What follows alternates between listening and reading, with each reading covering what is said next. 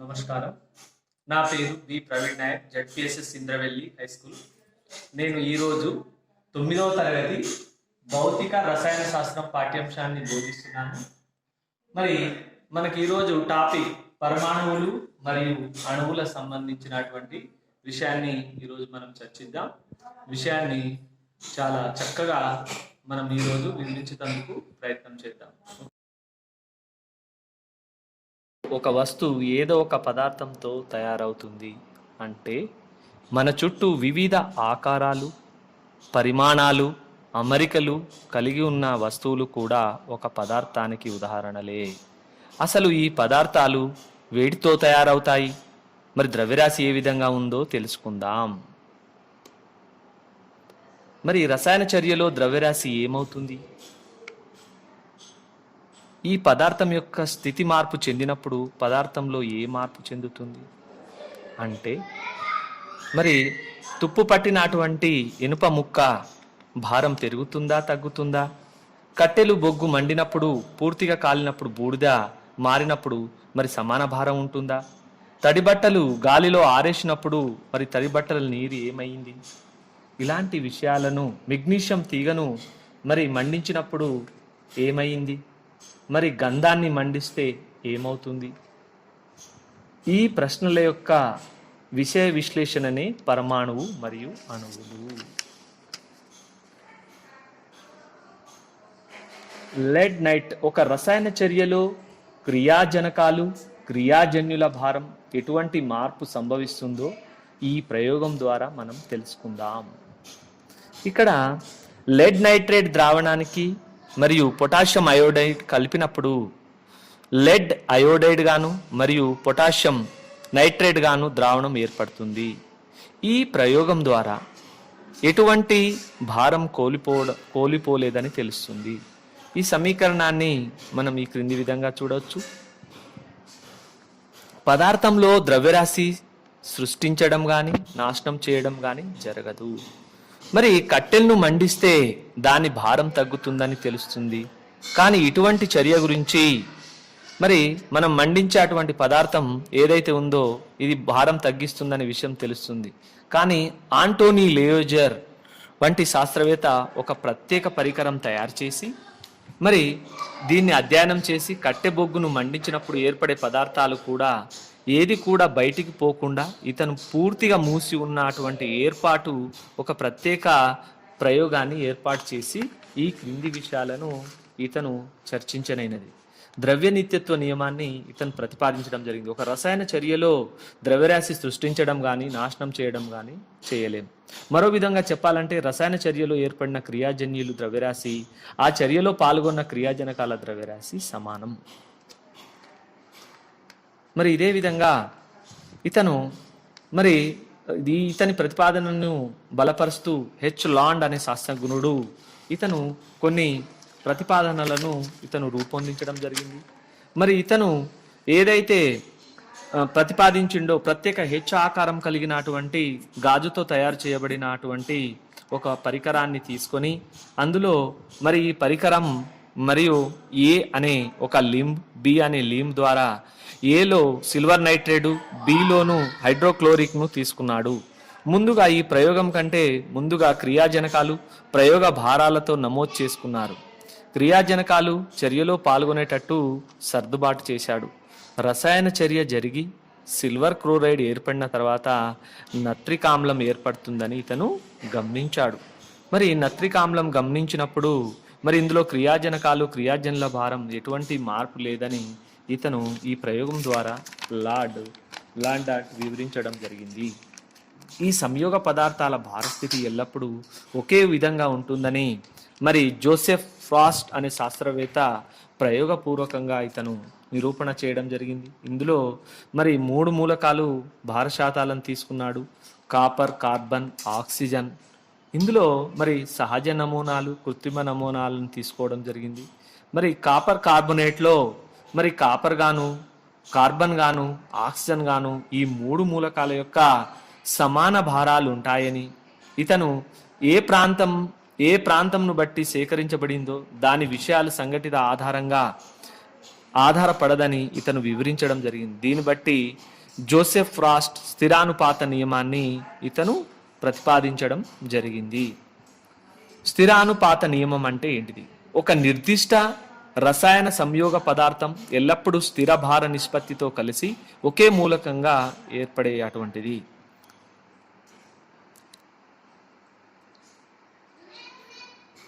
అదేవిధంగా ద్రవ్యనిత్యత్వ నియమాన్ని అనుసంధానం చేసుకొని ఇతను డాల్టన్ అనే శాస్త్రజ్ఞుడు ఒక పాఠశాల ఉపాధ్యాయుడు పదార్థ స్వభావం గురించి ఒక ప్రాథమిక సిద్ధాంతం ఆధారంగా ఇతను వివరించేందుకు ఇతను ప్రతిపాదించిండు ఇతని సిద్ధాంతం. ఈ సిద్ధాంతంలోని ముఖ్య ప్రతిపాదనలు: మొదటిది, పదార్థ పరమాణువులు అనేటి విభజించలేని కణాలచే నిర్మితమై ఉంటుందని. రెండవది, ఒక రసాయన చర్యలో పరమాణువులు సృష్టించడం నాశనం చేయలేమని, రసాయన చర్యలో అణువులు పునర్వ్యవస్థీకరణం జరుగుతుందని. మూడవది, ఇతను ఒకే మూలక పరమాణువుల ద్రవ్యరాశి, రసాయన ధర్మాలు ఒకేలా ఉంటాయని, కానీ వేరువేరు మూలకాల ద్రవ్యరాశులు రసాయన ధర్మాలు వేరువేరుగా ఉంటాయని. అదేవిధంగా నాలుగవది, విభిన్న మూలక పరమాణువులు ఒక సరళ పూర్ణాంక నిష్పత్తి సంయోగం చెంది సంయోగ పదార్థాలు ఏర్పడతాయని. ఐదవది, విభిన్న నిష్పత్తులు సంయోగం చెంది మరి మూలక పరమాణు విభిన్న సంయోగ పదార్థాలు ఏర్పడతాయని ఇతను వివరించడం అనేది జరిగింది. మరి మన భాషలో మరి అనేక రకాల, మీకు తెలుసా, ఇతను మహర్షి కణనాథుడు 2006 ఏళ్లకు పూర్వమే కణ సిద్ధాంతాన్ని ఇతను ప్రతిపాదించాడు. ఇతను చెప్పిన అంశాలు మరి స్పష్టంగా తెలుస్తాయి.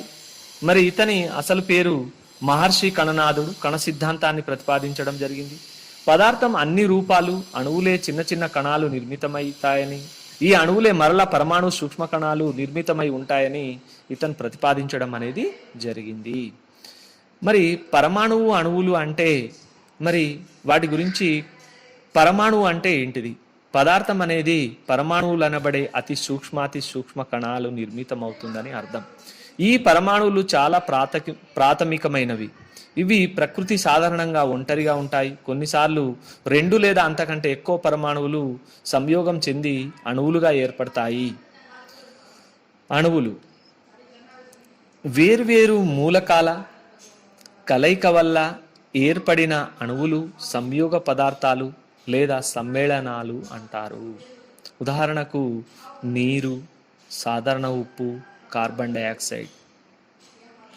ఒకే రకమైన పరమాణువులు కలిగి ఉన్న అణువులు మూలకం అని అంటారు. వీటికి ఉదాహరణ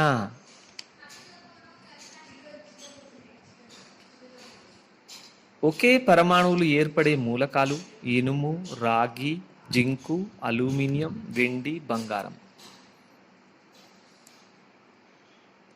2 లేదా అంతకంటే ఎక్కువ పరమాణువులో ఏర్పడే మూలకాలు ఆక్సిజన్, నైట్రోజన్, ఓజోన్ లాంటివి.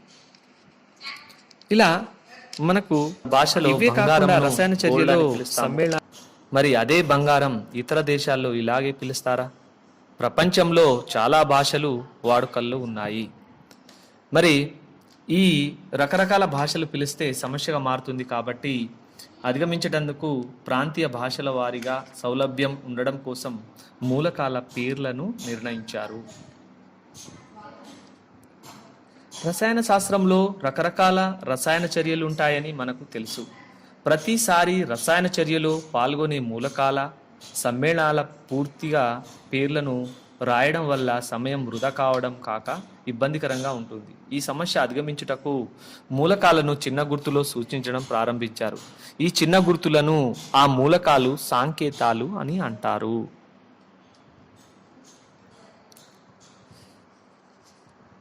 ఈ రసాయన శాస్త్రంలో మొట్టమొదటిసారిగా జాన్ బెల్జియం అనే శాస్త్రవేత్త మూలకాల యొక్క సాంకేతికాన్ని ప్రవేశపెట్టడం జరిగింది.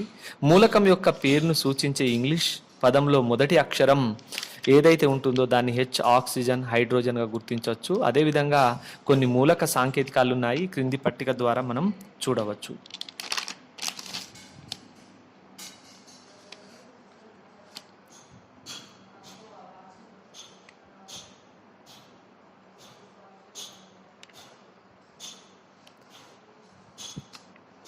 ఇక్కడ చూడండి మనకు కొన్ని మూలకాల సాంకేతికాలు ఇవ్వడం జరిగింది.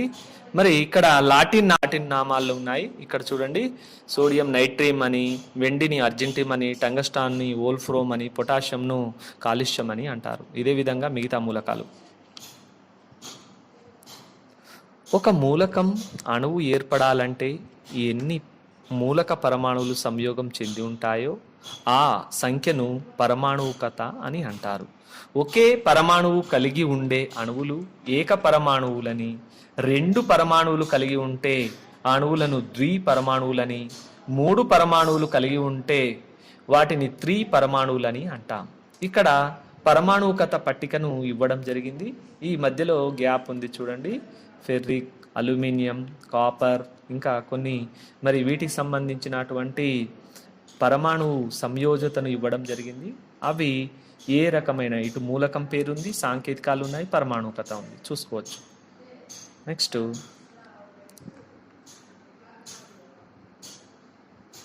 మరి సృష్టిలో ఉండే అటువంటి మూలకాల యొక్క సంయోజకత ఆధారంగా మరి చర్యను బట్టి మూలకం ఒక స్థిరమైన సంయోజతను కలిగి ఉంటాయని, ఆ సంయోజకత సామర్థ్యాన్ని ఆ మూలకం యొక్క సంయోజకత అని అంటారు.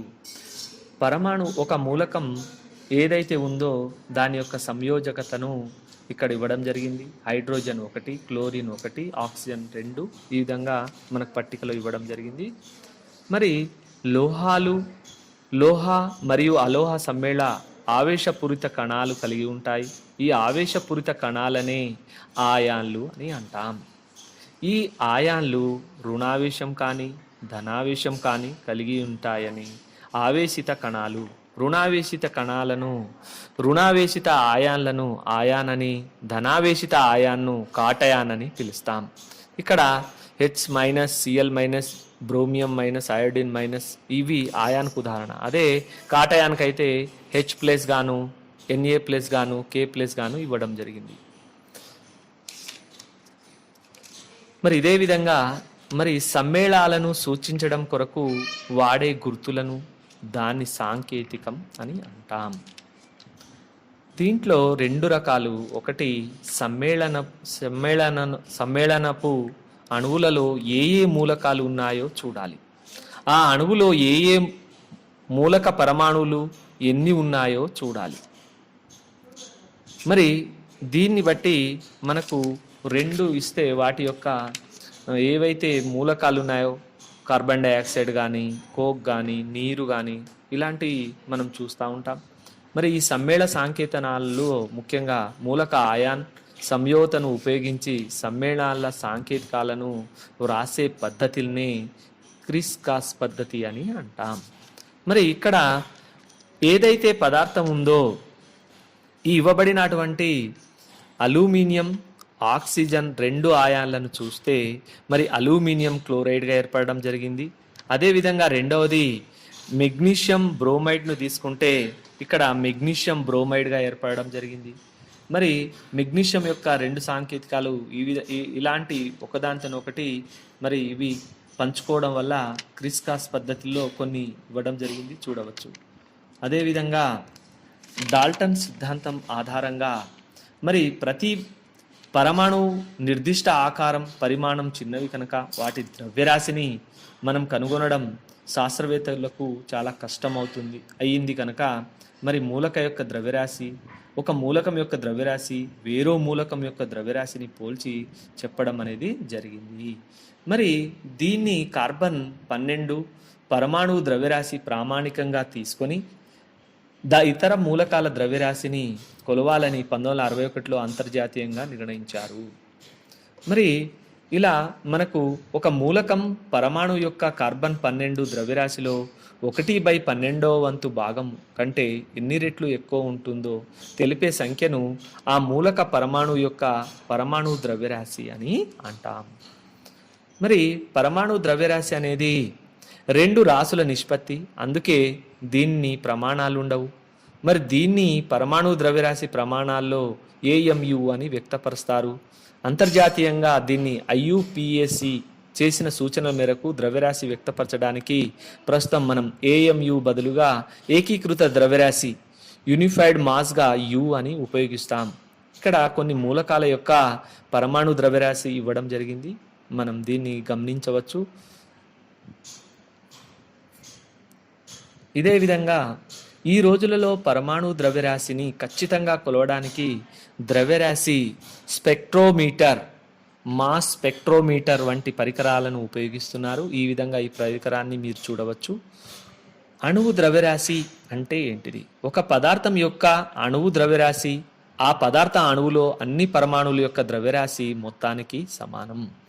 దీనిని కూడా ఏకీకృత ద్రవ్యరాశి తో సూచిస్తాం. ఉదాహరణకు ఓజోన్ O3, ఇక్కడ అణువు ద్రవ్యరాశి మరి 3 ఆక్సిజన్ పరమాణువులు ఉన్నాయి. మరి దీని = 3 × 16 = 48 యూనిట్లు. ఒక అణువు యొక్క ఫార్ములా యూనిట్ ద్రవ్యరాశి ఆ అణువు యొక్క ఫార్ములా యూనిట్లోని పరమాణువుల లేదా ఆయాన్ల మొత్తాన్ని ద్రవ్యరాశికి సమానం. ఉదాహరణకు సోడియం క్లోరైడ్ NaCl సమ్మేళనం ద్రవ్యరాశి సోడియం ద్రవ్యరాశి ప్లస్ క్లోరిన్ ద్రవ్యరాశి. మరి ఒక సోడియం ఉంది కాబట్టి దీని యొక్క ద్రవ్యరాశి 23. అదేవిధంగా క్లోరిన్ యొక్క ద్రవ్యరాశి 35.5 కనుక ఈ రెండు కూడితే మనం 58.5 యూనిట్గా చెప్పవచ్చు.